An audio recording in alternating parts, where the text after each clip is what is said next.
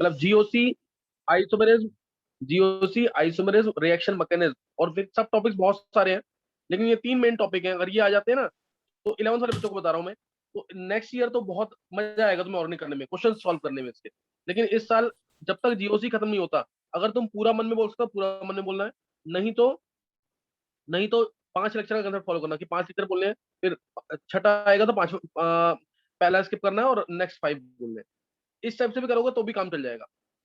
लेकिन लिखने का काम नहीं किया अगर इसमें, तो ऑर्गेनिक बिल्कुल भी समझ नहीं आएगी। मैंने जो वीडियोस में भेजे हैं उसमें मैंने 10 बार बोला कि इन स्ट्रक्चर को 5 टाइम्स इनको ड्रॉ करो। स्ट्रक्चर ड्रॉ नहीं किए ना तो प्रैक्टिस नहीं होगी, क्वेश्चन सॉल्व नहीं कर पाओगे। इस चीज का जरूर दिमाग में रखना। क्वेश्चन सॉल्व करना तभी आएगा जब तुम स्ट्रक्चर, हाइपर कंजुगेटिव स्ट्रक्चर और रेजोनेंट स्ट्रक्चर ड्रॉ करोगे। ये ऑलमोस्ट डेली ड्रॉ करना है। इसी कंडीशंस में बता दूंगा, तुम्हें लगेगा समझ आ गया सारा ढंग से, लेकिन जब क्वेश्चन सॉल्व करोगे ना तब दिक्कत आएगी। इसलिए जो मैं बताऊंगा जिस तरीके को, उसको फॉलो जरूर करना है, और जो वीडियोस में बोला होगा उसको जरूर ध्यान देना, उसको मिस नहीं करना बिल्कुल भी। तो एक बार स्टार्ट करेंगे अभी। General organic chemistry, GOC, general organic chemistry. Lectures, at least 4 lectures हमने पढ़ लिए होंगे, तो मैंने काफी दिन पहले भेजे हुए, ठीक है ना। तो मैं इसमें जो लूंगा कंसेप्ट, मैं वो लूंगा कि जो मेरे को एग्जामिनेशन पॉइंट ऑफ व्यू से ज्यादा इंपॉर्टेंट है। उसमें मैंने थ्योरी वगैरह सब डिटेल में पढ़ाई होगी, उसको ध्यान देना उस चीज को। अभी क्वेश्चंस की ज्यादा प्रैक्टिस करेंगे, सही ना, क्वेश्चंस की प्रैक्टिस ज्यादा होगी। और थ्योरी जो है, कंसेप्ट वाली थ्योरी, वो मैं सारी एक्सप्लेन करूंगा, इसलिए ध्यान सुनेंगे पूरा। चलो अब इधर, जैसे इसमें हम मेनली इफेक्ट्स करेंगे। कौन कौन से effects? Inductive effect, electromagnetic effect और हाइपरकंजूशन इफेक्ट, है ना। और एक सबसे इंपॉर्टेंट, रेजोनेंस और मेसोमेरिक इफेक्ट, रेजोनेंस और मेसोमेरिक इफेक्ट। तो पहला इफेक्ट जो हमें स्टार्ट करना है वो है इंडक्टिव इफेक्ट, इंडक्शन, जिसको हम क्या बोलते हैं, ट्रांसमिशन इफेक्ट भी बोलते हैं, सही ना। इंडक्टिव इफेक्ट और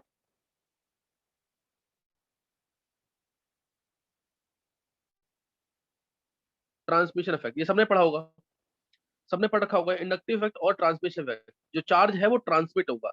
एग्जांपल लिया होगा इसके अंदर, जैसे carbon carbon single bonded chain है, carbon carbon single bonded chain है, यहाँ पे एक डिफरेंट ग्रुप अटैच्ड है से एक्स, यहाँ पे एक डिफरेंट ग्रुप अटैच्ड है से एक्स, और एक्स जो है इस चेन में डिफरेंट है, इस चेन में डिफरेंट है, इसीलिए यही अपना इफेक्ट लगाएगा, यही अपना इफेक्ट लगाएगा। वो इफेक्ट प्लस भी हो सकता है, यानी ये इलेक्ट्रॉन दे भी सकता है, और ये इलेक्ट्रॉन विड्रॉ भी कर सकता है, विड्रॉ कर सकता है या फिर दे सकता है, दोनों पॉसिबिलिटीज हैं। इसलिए इंडक्टिव इफेक्ट दो तरीके का होगा, इसलिए ये इंडक्टिव इफेक्ट जो है दो तरीके का होगा। अगर ये इलेक्ट्रॉन विड्रॉइंग ग्रुप है, इलेक्ट्रॉन विड्रॉइंग ग्रुप, और इलेक्ट्रॉन अट्रैक्टिंग ग्रुप है, इलेक्ट्रॉन विड्रॉइंग और इलेक्ट्रॉन अट्रैक्टिंग, तो इस बॉन्ड के इलेक्ट्रॉन्स को अपनी तरफ खींचेगा ये। इस पे आएगा पार्शियली पॉजिटिव चार्ज, इस पे आएगा पार्शियली नेगेटिव चार्ज, इस पे पार्शियली नेगेटिव आ गया, और इधर आ जाएगा पार्शियली पॉजिटिव, ठीक है। और इधर क्या हो जाएगा, ये पार्शियल पॉजिटिव जो है वो थोड़ा कम होता जाएगा, ये पार्शियल पॉजिटिव क्या होता जाएगा, कम होता जाएगा, इधर और कम हो जाएगा, ये कम होता जाएगा पार्शियल पॉजिटिव, ये पार्शियल पॉजिटिव क्या होता जाएगा, कम होता जाएगा। और 3 कार्बन एटम के बाद ये ऑलमोस्ट इफेक्ट क्या हो जाता है, नेग्लिजिबल हो जाएगा। 3 कार्बन एटम्स के बाद ये इफेक्ट क्या हो जाएगा, ऑलमोस्ट नेग्लिजिबल। तो यहाँ पे इलेक्ट्रॉन विड्रॉइंग ग्रुप था, इलेक्ट्रॉन विड्रॉइंग ग्रुप तुम्हें पता है कि तुम मान सकते हो एफ है, जैसे क्लोरीन हाईली इलेक्ट्रोनेगेटिव है, इलेक्ट्रॉन खींचेगा। क्लोरीन इलेक्ट्रोनेगेटिव है, इलेक्ट्रॉन खींचेगा। ब्रोमीन इलेक्ट्रॉन खींचेगा, आयोडीन इलेक्ट्रॉन खींचेगा, सही ना। तो ये इलेक्ट्रॉन विड्रॉइंग ग्रुप है। ऑक्सीजन ये इलेक्ट्रॉन खींचेगा, ये विड्रॉइंग ग्रुप्स, ये क्या है, विड्रॉइंग ग्रुप्स है। तो ऐसे ही यहाँ पे उल्टा भी हो सकता था कि इलेक्ट्रॉन डोनेटिंग ग्रुप आ जाता, यहाँ पे क्या जाता है, इलेक्ट्रॉन डोनेटिंग ग्रुप। और ये नेचुरल सी बात है कि अगर दो अलग अलग एटम है, अगर दो अलग अलग एटम है तो वो क्या करेंगे, जैसे ये HCl है मान लो, HCl ले लिया मैंने, HCl सबको पता है ये एसिड है, सबको पता है ये एसिड है। अच्छा ये क्या हमें हर, ये हमेशा एसिड का ही काम करेगा, ये एसिड का ही काम करेगा हमेशा की नहीं। नहीं सर। हाँ, HCl एसिड जो है ना, ये एसिड कब होगा, मेनली तो एसिड का जब ये H प्लस आयंस देगा, वाटर जब में ये H प्लस आयंस, हाँ, जब ये H प्लस आयंस देगा तो ही ये एसिड होगा। और H प्लस आयंस ही कहाँ देगा, जैसे अगर मैं तुमसे बोलूँ यहाँ पे, सर कोई ऐसा मीडियम जिसका पीएच वैल्यू इससे कम हो।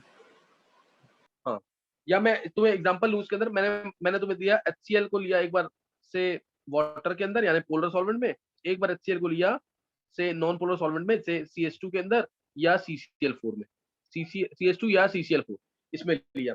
अब बताओ HCl एसिड कहाँ पे होगा?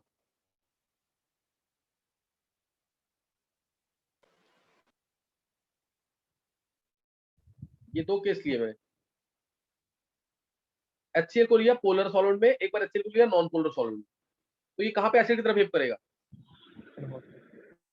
सर वाटर में। वाटर में, क्योंकि पानी के अंदर जब जाएगा ये, पानी के अंदर जब ये वाटर प्रेजेंट है यहाँ पे, पूरा इस पूरे वेसल के अंदर वाटर प्रेजेंट है।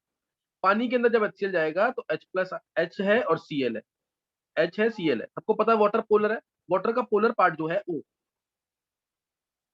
OH, ये पोलर है वाटर, क्योंकि यहाँ पॉजिटिव चार्ज है और ये नेगेटिव, 2 नेगेटिव आ जाएगा। ये क्या करेगा, इस H को अपनी तरफ खींचेगा, चारों तरफ से, हर तरफ से पानी है, हर तरफ से पानी है, तो ये H जो है इसको खींचेगा, और Cl को H खींचेगा, पानी का H, पॉजिटिव पॉजिटिव, ये खींचेगा, ये खींचेगा, ऐसे चारों तरफ से Cl को कौन खींच रहा है? H खींच रहा है, पानी का H खींच रहा है। तो इसमें किसी को कोई डाउट नहीं होगा, Cl को पानी का H खींचेगा दोनों साइड से, और H को पानी का O खींचेगा। तो इस वजह से जो इसका HCl का बॉन्ड है वो क्या हो जाएगा? ब्रेक हो जाएगा। वीक हो जाएगा कि नहीं है? वीक हो जाएगा, और जितना ज्यादा खींचेगा उतना ही जल्दी टूट जाएगा। टूट जाएगा मींस H जो है इलेक्ट्रॉन दे गया, Cl इलेक्ट्रॉन ले गया, H इलेक्ट्रॉन दे गया। तो इस तरीके से HCl जो है पानी के अंदर, यानी पोलर सॉल्वेंट के अंदर, एसिड का काम करेगा। पोलर सॉल्वेंट में HCl इस तरह से एसिड का काम करेगा। कोई डाउट?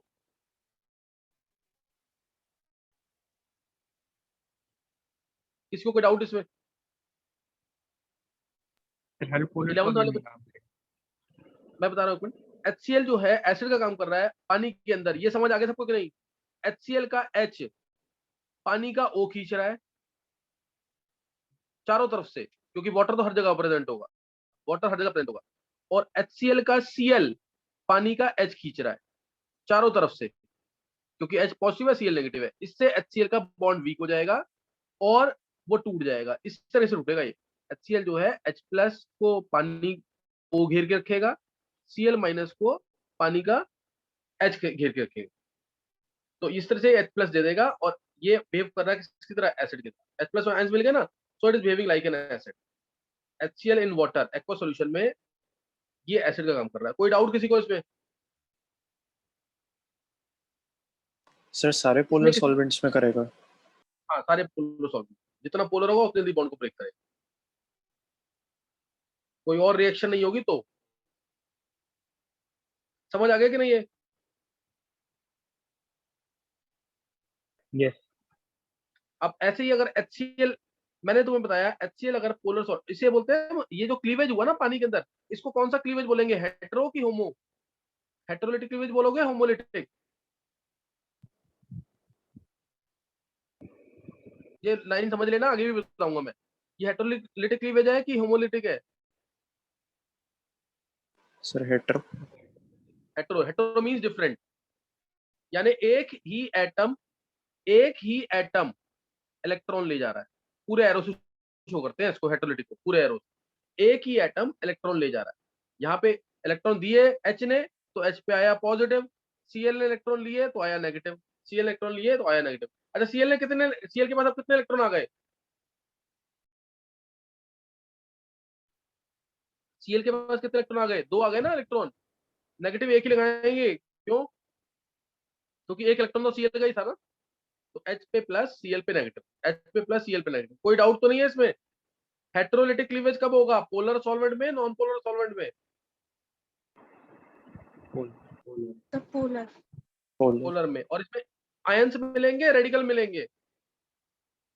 आयंस।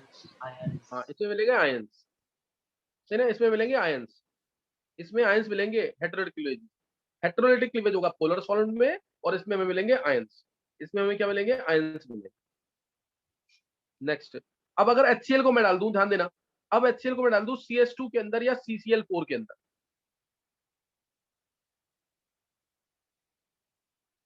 तो क्या कोई क्लीवेज हो पाएगा? अब मान लो ये अब CCl4 सॉल्वेंट है, अब मैं इसमें HCl डालूंगा या HBr डालूं, कोई एसिड डालूं, तो HCl क्या कोई इनके साथ बॉन्ड वगैरह बनाएगा, कोई अट्रैक्शन होगी इसकी CCl4 के साथ? CCl4 तो म्यू जीरो होता है इसका, इसकी डायप्रोन जीरो है, CCl4 हो या CH2 हो, डायप्रोन जीरो होती है इसकी। Yes sir. Negative negative positive, direction ये डायरेक्शन ये, डायप्रोन जीरो है, तो अब इसकी कोई अट्रैक्शन नहीं होगी HCl जाएगा सीधा जाके नीचे बैठ जाएगा, और अब उसका क्लीवेज जो होगा ना, इसमें कोई भी एटम एक दूसरे के इलेक्ट्रॉन को नहीं खींचेगा, सही ना, फर्क नहीं पड़ेगा इसमें, और इसका जो क्लीवेज होगा वो होगा होमोलिटिक क्लीवेज,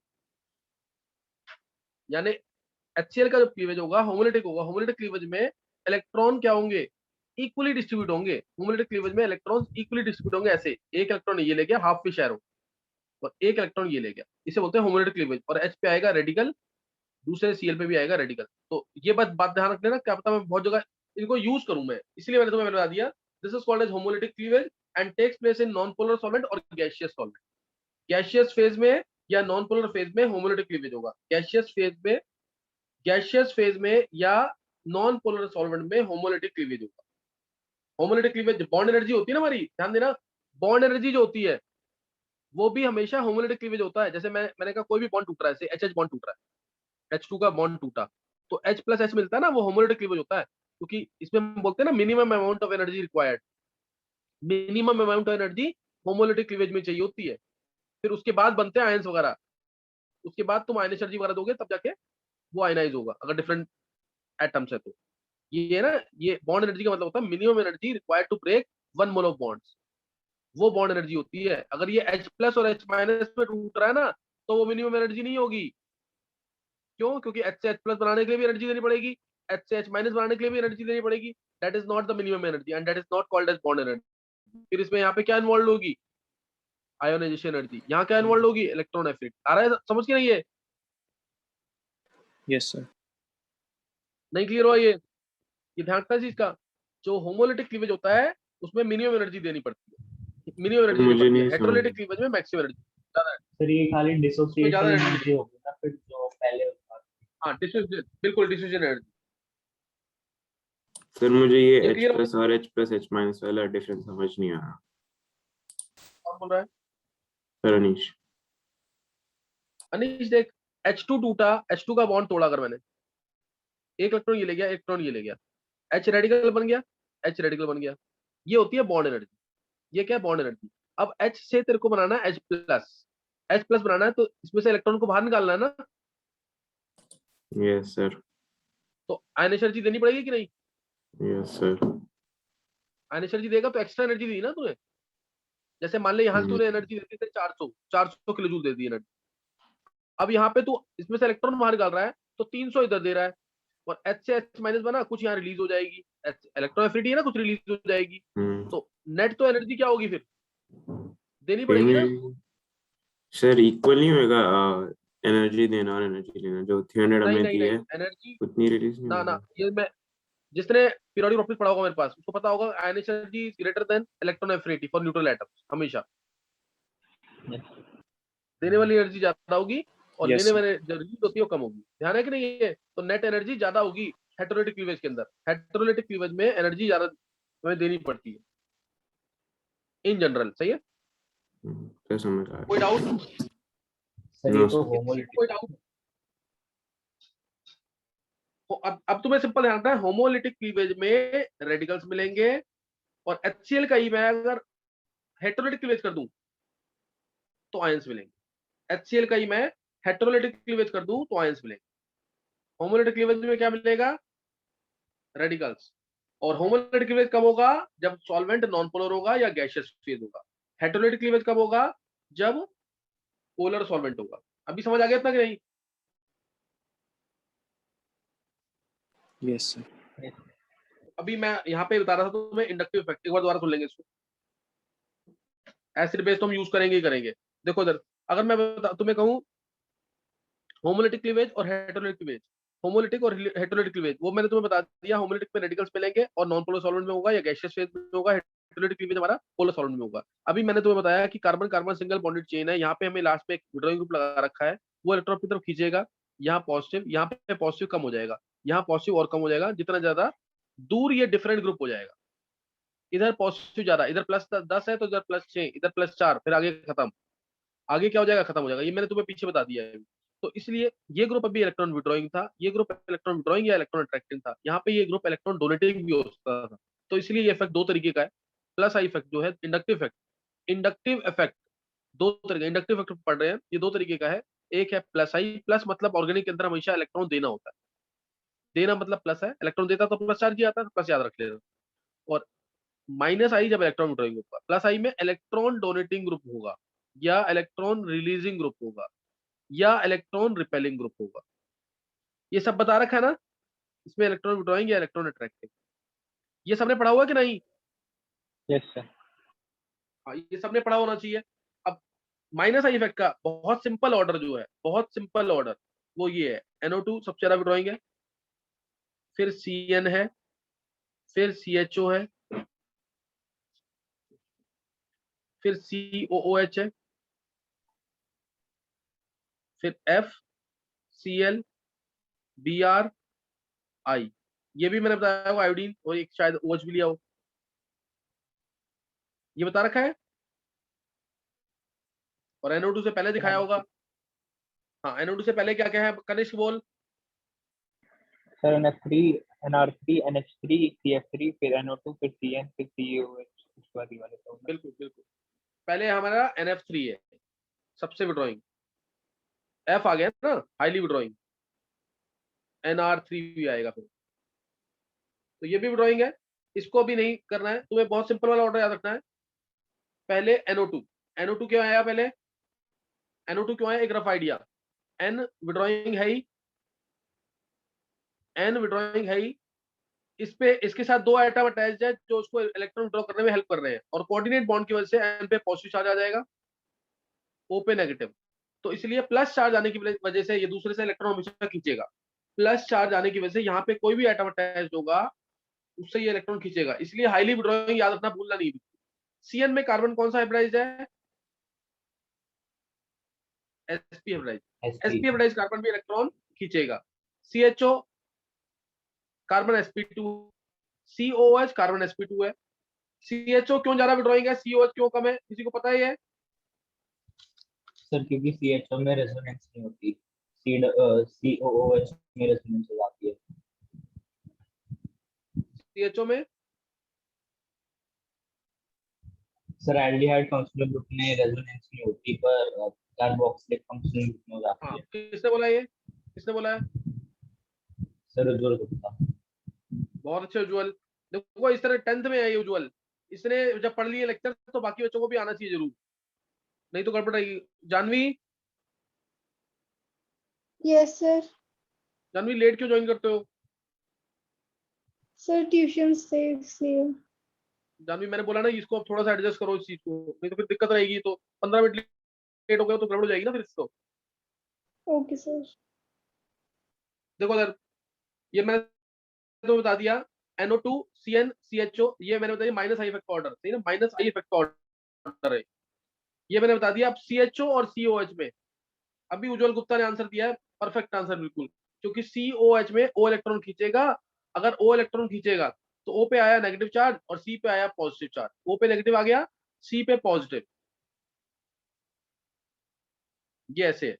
ये O ने इलेक्ट्रॉन खींचे, O पे नेगेटिव आया, C पे पॉजिटिव। मान लिया O पे 10 नेगेटिव है, C पे 10 पॉजिटिव है। मैं एक एग्जांपल ले रहा हूँ क्योंकि एक नेगेटिव चार्ज सबको पता है, पूरा नेगेटिव अगर है तो वो 1.6 × 10⁻⁹ कूलम के बराबर होता है। मैं एक एग्जांपल ले रहा हूँ जस्ट, मान लो यहाँ 10 नेगेटिव है, यहाँ 10 पॉजिटिव है, लेकिन COOH में इससे ज्यादा होना चाहिए पॉजिटिव, ये ज्यादा विड्रॉइंग होना चाहिए था। क्यों? क्योंकि O पे आएगा नेगेटिव, इस O पे भी नेगेटिव आएगा, तो इस पे पॉजिटिव ज्यादा होना चाहिए ना, इससे पॉजिटिव ज्यादा होना चाहिए। लेकिन यहाँ पे एक इंपॉर्टेंट कंसेप्ट और लग जाता है रेजोनेंस का, वो मेरे को आगे पढ़ाना है तुम्हें, इसलिए अभी तो याद कर लो इसको।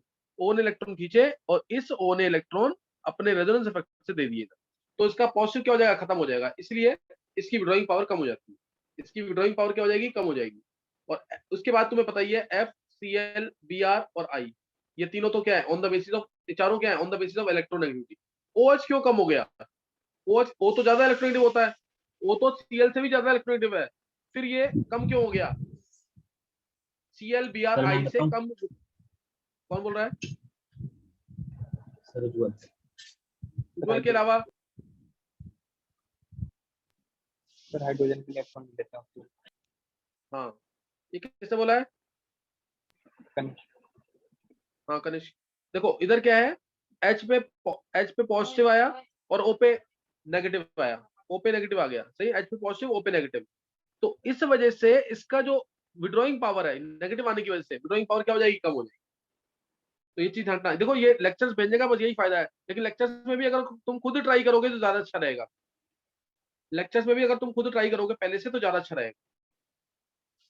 लेकिन हाँ, ये लेक्चर्स भेजने का फायदा ये होगा कि मेरा काम थोड़ा जल्दी हो जाएगा और क्वेश्चंस की प्रैक्टिस में, बहुत अच्छे क्वेश्चंस की प्रैक्टिस तो मैं ज्यादा करा पाऊंगा। इसलिए थ्योरी पे ध्यान देना है, थ्योरी जरूर पढ़ के रखना सारी। अच्छा, यहाँ तक अब विड्रॉइंग इफेक्ट में किसी को कोई डाउट तो नहीं है? NO2 CN, ये रट देना पूरा series, NO2 CN CHO COH फिर FCl BRI और OH लगा देना लास्ट में। यहां तक किसी को कोई डाउट तो नहीं है?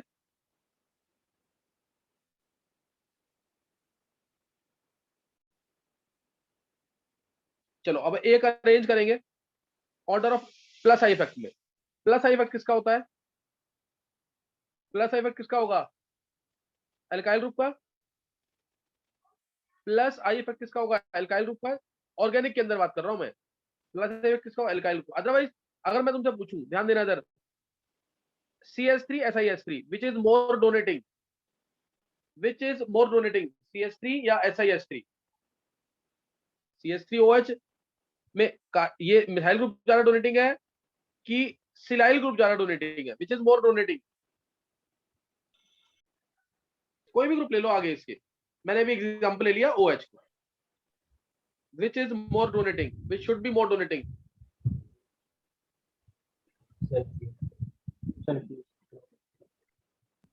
बोलो।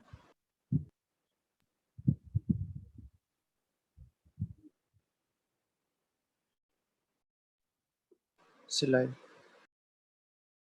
किसने बोला ये? अर्नव। हाँ, मतलब क्यों सिलाइल ग्रुप ज्यादा डोनेटिंग है?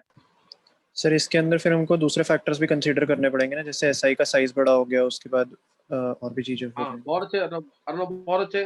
तो देखो इधर सिंपल सी बात है, डिफरेंस क्या है CH3 और SiS3 में? डिफरेंस क्या है? CH3 के अंदर कार्बन है और इधर सिलिकॉन है। सबको पता है कार्बन से सिलिकॉन जाए तो इलेक्ट्रोनेगेटिविटी क्या होगी?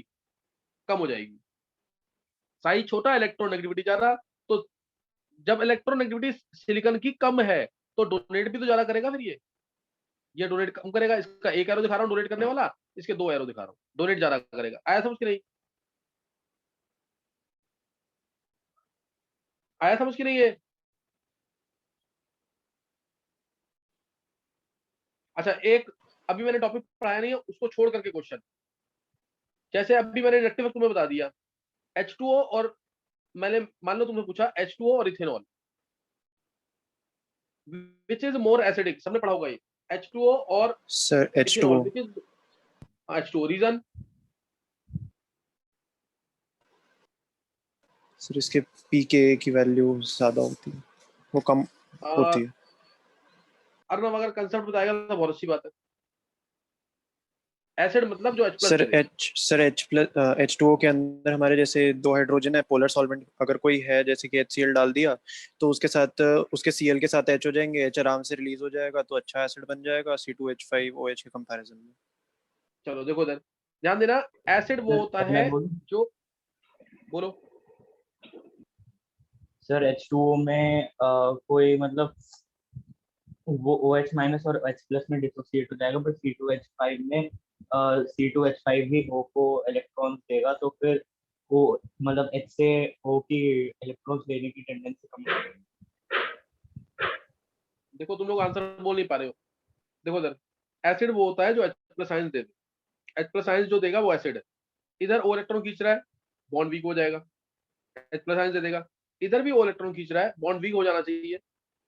लेकिन C2H5 का इफेक्ट क्या होता है? इलेक्ट्रॉन डोनेटिंग का। क्यों डोनेटिंग का इफेक्ट है? क्यों डोनेटिंग का इफेक्ट है? कौन बताएगा ये? By methyl group is alkyl electron group है। Donating. Alkyl group electron donating क्यों होता है? ये पढ़ा ना सबने?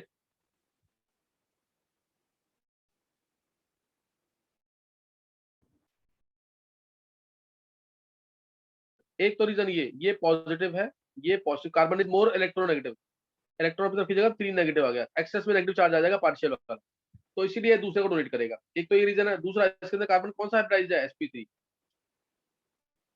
sp3 हाइब्रिडाइज्ड कार्बन में s कैरेक्टर सिर्फ 25% है, s कैरेक्टर 25% है, यानी ये न्यूक्लियस से दूर है। s कैरेक्टर कम का मतलब है ये न्यूक्लियस से दूर है, न्यूक्लियस से दूर है तो इलेक्ट्रॉन आसानी से ले सकता है। इसीलिए ऑर्गेनिक के अंदर तुम्हें हमेशा मानना है कि एल्काइल ग्रुप ये इलेक्ट्रॉन डोनेटिंग होता है। Alkyl group is electron donating, alkyl group is electron donating, कोई भी एल्काइल ग्रुप है वो इलेक्ट्रॉन डोनेटिंग होगा। दो रीजन दिया मैंने, एक तो चार्ज के थ्रू, और दूसरा कैसे दिया है? दूसरा कैसे दिया है? sp3 हाइब्रिडाइज्ड कार्बन है, s कैरेक्टर कम, न्यूक्लियस से दूर, तो आसानी से इलेक्ट्रॉन दे सकता है। अब इधर क्या है? C2H5 इलेक्ट्रॉन डोनेट कर रहा है। जब इलेक्ट्रॉन दे देगा ऑक्सीजन को, तो ऑक्सीजन की इलेक्ट्रॉन विड्रॉ करने की टेंडेंसी इस बॉन्ड की, जो इलेक्ट्रॉन विड्रॉ कर, कम हो जाएगी कि नहीं? ओ इलेक्ट्रॉन खींच रहा था, इसको पहले से ही इलेक्ट्रॉन जब मिल जाएंगे C2H5 से, तो इसकी इलेक्ट्रॉन विड्रॉ करने की टेंडेंसी कम हो जाएगी, इसलिए बॉन्ड उतना वीक नहीं हो पाएगा। इसलिए water is more acidic then ethanol. बस एक एक्सेप्शन मैंने बता रखी होगी, मैंने उसको याद रख लेना, on the basis of pK value. Methanol अकेला ऐसा एल्कोहल है जो ज्यादा एसिडिक है वाटर से, otherwise all alcohol they are less acidic as compared to all alcohols. Phenol की बात नहीं कर रहा, all alcohols are less acidic as compared to water, all alcohols are less acidic as compared to water except methanol. अच्छा, अब यहां तक तुम्हें समझ आ गया होगा। नेक्स्ट मैंने पूछा है इसी के अंदर ही, मैंने बोला वाटर इथेनॉल में से कौन सा अच्छा एसिड है? तुमने बोला वाटर अच्छा एसिड है।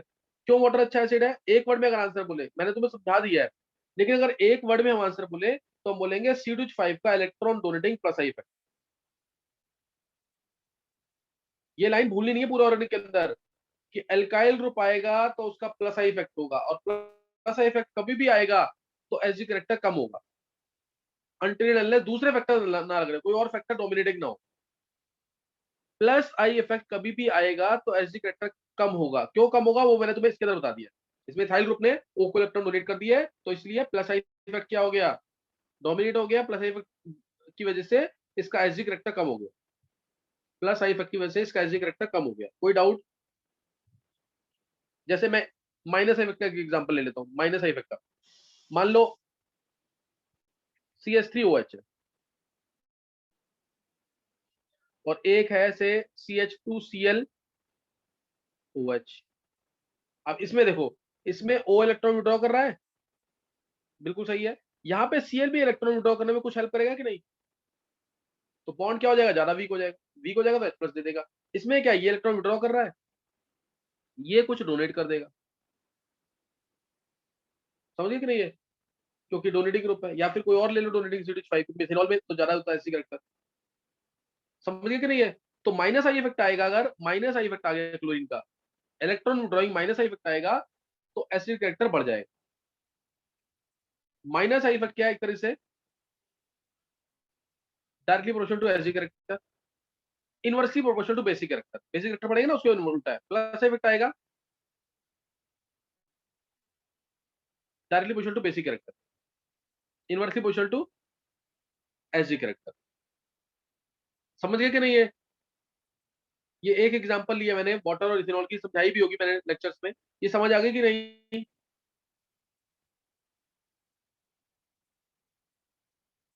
किसी बच्चे को कोई डाउट तो नहीं है इसमें?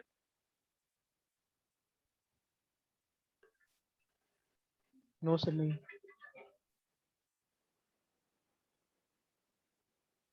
हर्षित, हर्षित 10th में जो है,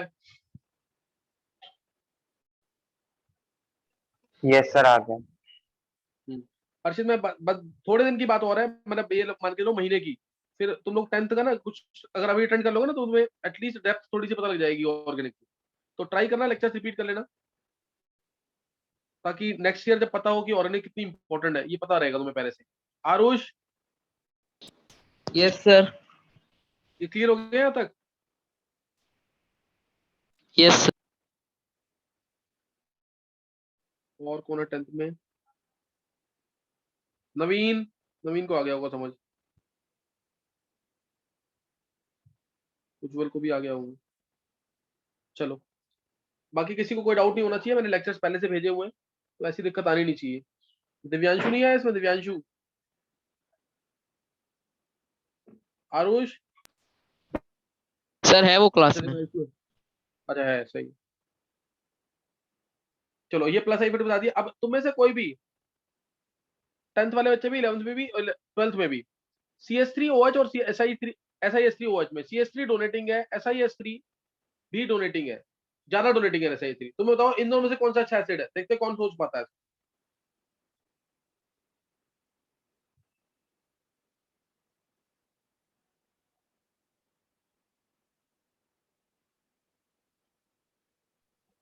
बोलना किसी को आंसर। सर ऐसा ही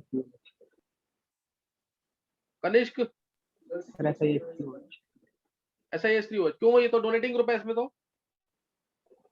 सर वो ऐसा ही जब इलेक्ट्रॉन ऑक्सीजन के इलेक्ट्रॉन खींचेगा तो सर हाइड्रोजन दे देगा। खींचेगा क्यों, वो तो ज्यादा डोनेटिंग है ना। देख इधर Kanishka, CH3OH SiS3OH, O electron खींच रहा है, मिथेनॉल डोनेट कर रहा है। O इलेक्ट्रॉन खींच रहा है, ये ज्यादा डोनेट कर रहा है, ज्यादा डोनेट करेगा तो इसकी खींचने की टेंडेंसी कम हो जाएगी, तो CH3OH नहीं होना चाहिए अच्छा एसिड।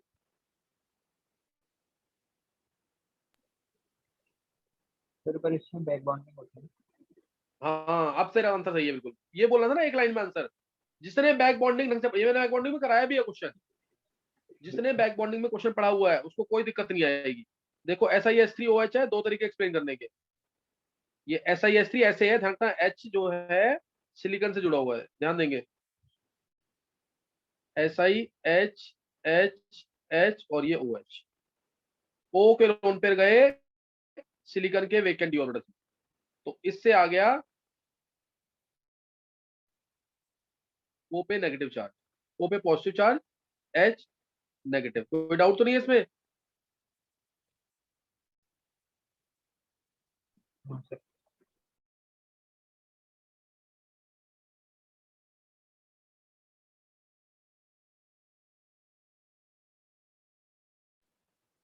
समझ आ गया ये। Yes sir. अब उसके बाद क्या होगा, O पे पॉजिटिव आते ही OH बॉन्ड वीक बन गया, SiS3O नेगेटिव, और ये O नेगेटिव के इलेक्ट्रॉन गए सिलिकॉन के वीकेंड डी ऑर्बिटल में, ऐसे मान लो उसको, या पहले नेगेटिव आ ही गया डायरेक्ट, तो डायरेक्ट दिखा दो ये आ गया नेगेटिव सिलिकॉन। और एक तरीका ये एक्सप्लेन करने का, और दूसरा तरीका O पे पॉजिटिव आते ही OH बॉन्ड वीक होगा, क्योंकि अब उसको इलेक्ट्रॉन चाहिए, तो ये OH बॉन्ड को तोड़ देगा। इसको ऐसे मान लो, SiS3O नेगेटिव बना प्लस H प्लस। अब O नेगेटिव जो है 2p में इसके लोन पेयर है, 3d में इसका खाली जगह है, तो ये इलेक्ट्रॉन गए इसके 3d में सिलिकॉन के, और ये आ गया SiS3 double bond O negative. हो गया ना सिविलाइज। कौन से 2p पाई 3d पाई बैक बॉन्डिंग से, 2p पाई 3d पाई बैक बॉन्डिंग से। जैसे कनिष्क ने सोचा, ऐसे किस किस ने सोच लिया था। 11th वाले बच्चे आंसर, 10th और 11th वाले बताएंगे, 12th वालों में सबने सोच लिया होना चाहिए। चलो सब बताएंगे एक साथ, किसने सोच लिया था ये SiS3OH क्यों है। और नीट का क्वेश्चन है ये।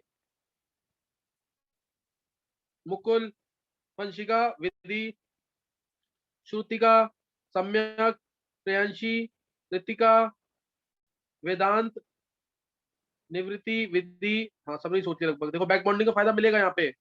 सुधांशु, प्रथम, गौरव, मयंक, मयंक ने सोच लिया है, मयंक, कृष्णा, बिंदिया, अखिलेश, अभिषेक, देखो भी रह रहे बच्चे भी। देखो तभी है ना, बैक बॉन्डिंग जिसने पढ़ा होगा तो उसको समझ आ जाएगा। ऐसे ही अब हमारा टॉपिक रह रहा है ब्रिज बॉन्डिंग, बहुत इंपॉर्टेंट है, दोबारा बोल रहा हूँ। तुम सोचो ना कि मैं 50 से ऊपर लेक्चर ले लूंगा इसके केमिकल बॉन्डिंग के, और उसके बाद भी पूरा खत्म नहीं हुआ है, कुछ मैं पी ब्लॉक लूंगा इसका पार्ट, और ये सारा इंपॉर्टेंट है। मत सोचना कि ये आउट ऑफ एनसीईआरटी है, सारे इनके सारे क्वेश्चन आए हुए हैं, ब्रिज बॉन्डिंग, बैक बॉन्डिंग, सब पे क्वेश्चन आए हुए हैं। जो पढ़ा रहा हूँ कोई भी आउट ऑफ कोर्स नहीं है। चलो ये तुम्हें मैंने एक एग्जांपल ले लिया बीच में, ये बैक बॉन्डिंग का, ये तुमने पढ़ा भी हुआ पहले से। अभी मैं यहाँ पे इंडक्टिव इफेक्ट मैंने खत्म किया है। इंडक्टिव इफेक्ट एक परमानेंट इफेक्ट है, इंडक्टिव इफेक्ट एक परमानेंट इफेक्ट है, सबको पता है ना। इंडक्टिव इफेक्ट परमानेंट इफेक्ट क्यों है?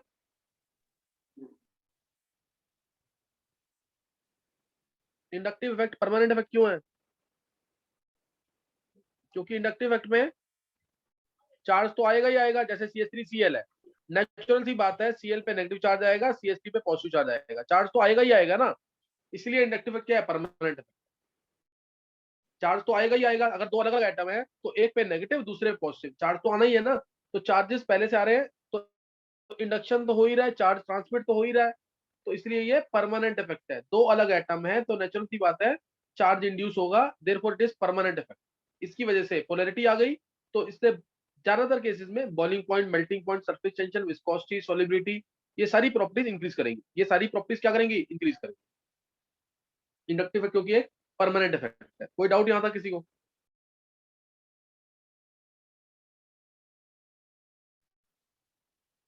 किसी को कोई डाउट तो नहीं है?